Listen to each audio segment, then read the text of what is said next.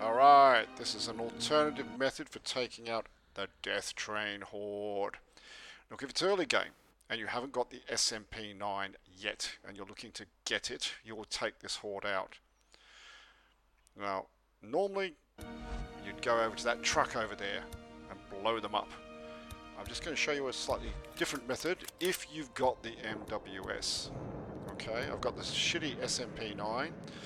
I've got an explosion, I've got Molotovs, and I've got the MWS. And we're going to take them up to that rock behind me, and we're going to set them on fire and shoot them. So, let's give it a go. Remember, you're going to have to sneak around and get most of them to follow you. Now, if you run off too quickly, you'll only draw half the horde with you. You're going to have to go back and do it again.